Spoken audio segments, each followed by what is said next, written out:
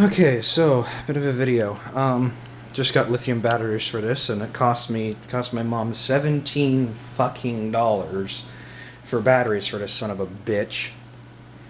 But go fig. Anyway, the long-awaited vid there for uxwbill, who has been waiting to see this thing for only about an eternity or so. I finally dug my bastard camera out and some batteries, and here's what we got. Now, I'd turn this around and show you more of what I can, but there is so much shit crammed in there, that ain't gonna happen. Okay, now, starters. Up here we got the chopped and hacked and rednecked coax cable that goes up to my favorite toy over here with a Tux Penguin stuffed in it. This is the best AM/FM antenna you could possibly stick on one of these that I have seen so far. The reason being is because not only can you move the aerials, you've got a phase tuning dial here. And this is a 75 ohm. You could use a 300 ohm adapter on it if you felt like you needed to, but there's no friggin' point. You can use this for AM, because this is a 300 ohm herp-to-derp here.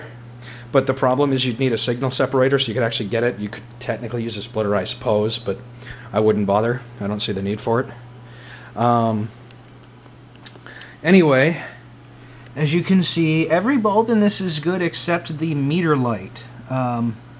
That could use some replacing. Otherwise, this thing is pretty much mint condition, inside and out, if this son of a bitch camera will decide to focus, which it probably won't. I'd show you, like I said, I'd show you more of this if I could. If I can get you down in there. This is a 350A. It is rated at, I think, 57 watts. I doubt you can see down in there, but I'll put the camera in there in front of it in case you can. It does have an AM boom antenna on it here. I don't use it because I've got so much interference from the computer and everything else nearby that it's not even worth it. You've got, let's see here, if my eyes are, let me see if I can turn this around. I'm just going to try to turn this enough to where we can see what's in here. Pardon the fact that this room is a bloody freaking mess. Okay, so you've got your antenna connections here, a 75 ohm. I know you can't see through the camera, but next to that's your 300 ohm FM, and I think your AM is over here. Yeah, there's your AM connectors. It uses the ground as well as the one over there. So 375 in the AM loop. Your DIN connector for tape, your local distance connector, your phono connection, which the phono preamp in this is bar none, sans my other receiver, which I'll make a vid of for you as well, uxwbill, and anybody else who wants to see it. Next, we've got the auxiliary here, which I've just got this hooked up to the sound card on the computer because I do need to put audio through the computer through this. And then I had these. These are funny. These Monster cables. I don't buy Monster usually because, they're shit. These are 20 years old.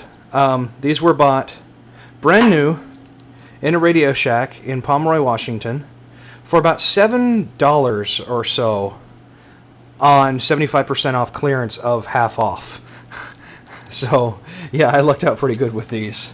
I use them if I use an equalizer on this, which I'll show you that in another vid too. Here's your two sets of speaker terminals. I only have one set of speakers on this because I need to run some longer wires to my other set. There is one outlet on this way over in the back corner over here. Your fuse. There are two speaker fuses for this, and I thought they were outbound, but they're internal actually.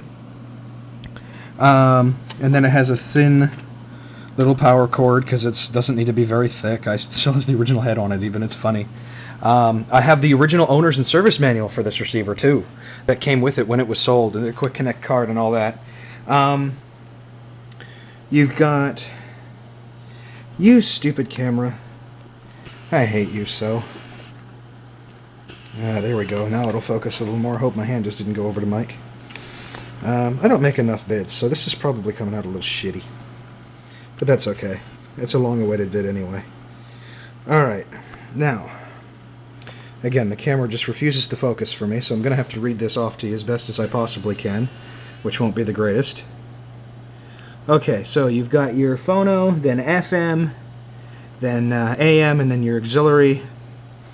your MPX noise canceling, and I have to look under the camera when looking at this because it's blurred in the camera.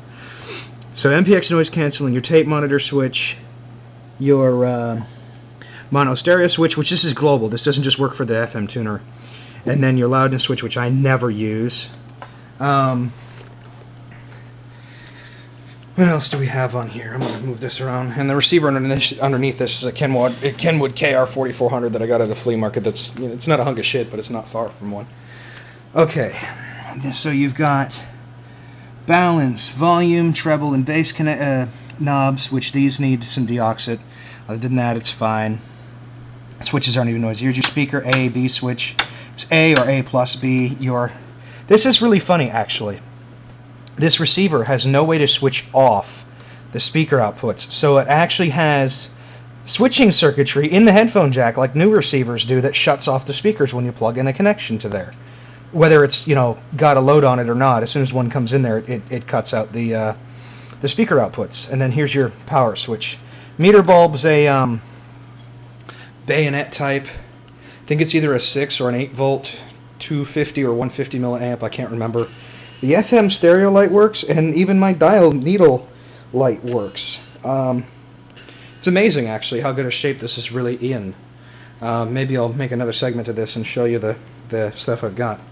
And while I do this, I think I'll make this second vid, too, in the same bit. Pardon the laptop sitting on top of this toy and the mess that's here. This, I'm going to move this all out of the way. There's my netbook. Yay, $160 netbook. It's actually $300 and some odd dollars, but I only paid $160 for it because I'm good at finding cheap deals. Pardon the mess.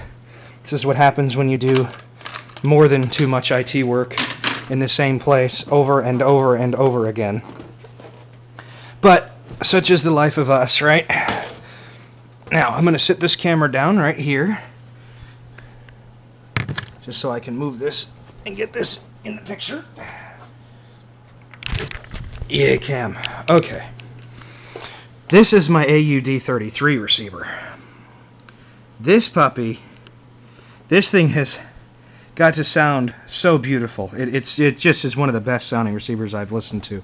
The problem is, it's built in 83, so the build quality is a little low, but it's not terrible. It's pretty good, actually. I'll pull this apart in another vid.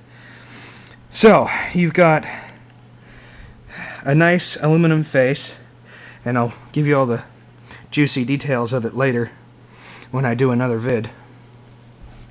But this is the one that needs the new power caps. I just thought I'd show that to you, give you a little teaser of what's to come. And now the speakers I've got for this are two Acoustic Research, pardon the fan noise, I'm sure it's coming in the camera quite lovingly. These are two Acoustic Research AR7s, which I had to refoam. And pardon the mess, like I said, it's pretty bad in here. I just haven't had time to clean up. Now, I can try and show you what this sounds like, but I can't guarantee it'll be the greatest with this camera mic. But it's worth a shot. Get in front of the two speakers here for you.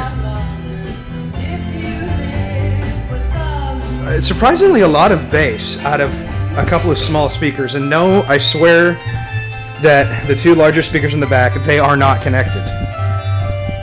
They aren't. It's just these AR7s. Matter of fact, I'll show you what's in here if I can get this poor sucker off. And the grill cloth is getting a little yellowed on these. It's going to need to be redone soon if I can get the poor things to come off. Then they have to try the other one. That's the bad part. The grill cloth covers are not the easiest to pull off. Anyway, you know what? This is frustrating. We have tools. We have tools. Here we go. There we go. Nice big old nasty woofer. Nice tweeter and a crossover. I refoamed those myself, and well, it's even. It looks like shit, but that's because I've never refoamed speakers before. And a little, couple more things. P4 1.8 gateway. My beautiful CRT monitor, one of my Model M's, and I'll turn this radio down so you can hear me. Okay, so here's the gateway, that's a customer's machine I gotta do a few things with. My router that's pretty much steampunked at this point. That is a WRT54G version 1.1, 8 megs flash, 32 megs RAM, Comcast Derpy DOCSIS 3 cable modem, and my Atom server.